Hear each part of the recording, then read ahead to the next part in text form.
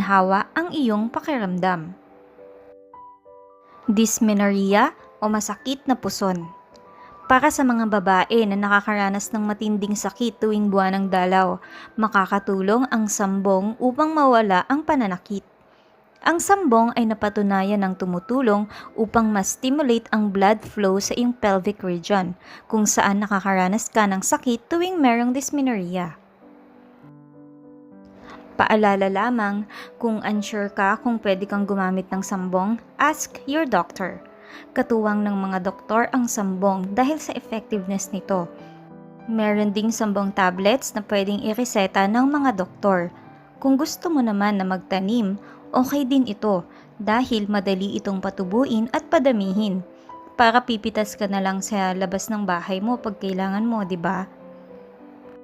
Ikaw, ano ang experience mo sa paggamit ng sambong?